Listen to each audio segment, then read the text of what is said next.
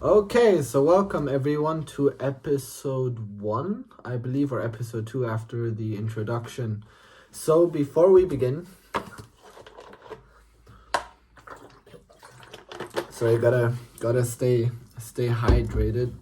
Anyway, so before we begin any of the courses and lessons, this is the most important topic, and it is something that I have personally applied before I started my personal branding journey, before I started my social media accounts, and it's something I apply daily, practically, spiritually, and also mentally. And it is something, don't get me on the wrong foot, but it is something you should always at least subconsciously have or bear in mind. And it is to always focus on yourself. So the number one thing before we start is to make yourself the biggest priority. And I'm not saying this to be an ignorant, to be an arrogant jerk. I'm not asking you to be an asshole. I'm not asking you to make everyone right now your enemy. What I'm trying to say is, is to make yourself the most important figure when it comes to really anything you do. So before we start our social media journeys, all the content and all the graphics and all the videos you guys are going to construct, any job offers or any gig offers you guys accept, or any opportunities you guys receive, make sure that it is really essentially about you. Obviously, your friends, your family, and community. After a time, these are the people you kind of look out for.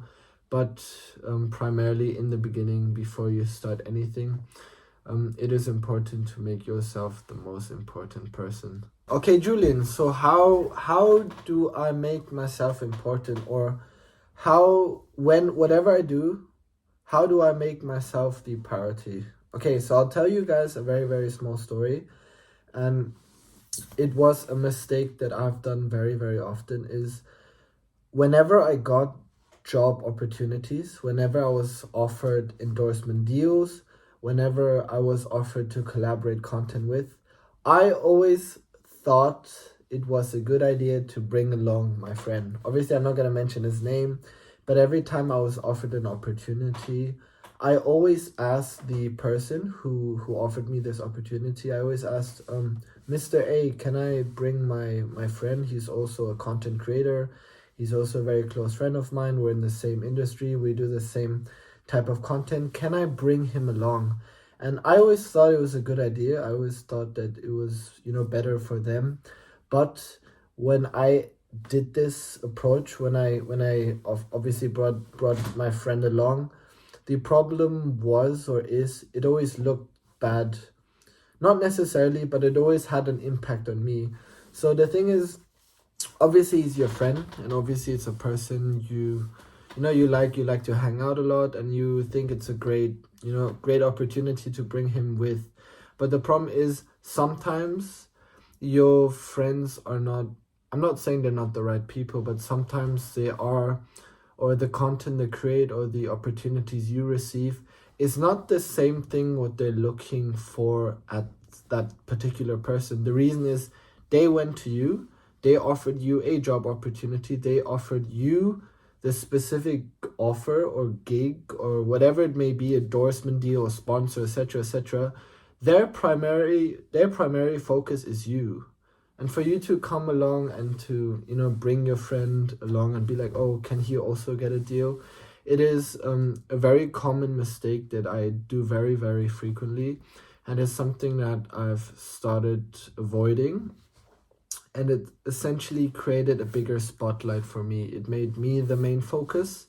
It made the opportunity just for me. And obviously, I'm not asking you again to, put your friend in the shadow, to not think about him. But again, as friends, if he's a true friend, obviously, then he would be a person that would understand that. Whether or not you're male or female, doesn't really matter, but females tend to be more tend to have more empathy, so they always like to bring others, or some females, for example, they care more about other people than themselves. And when it comes to job opportunities, and when it comes to endorsement deals, or collaboration efforts, then you should make yourself the priority first. Then over time, once you have established a good relationship, a good reputation with that particular client or person or company, then obviously you can introduce your friend or partner, etc., etc. But this will obviously also be talked about in the personal branding course. But it is important to create first an initial or a foundation of a good relationship with the particular person or company, and then you can introduce whoever you want, whether it's your family, friends, dogs, cats, etc., etc.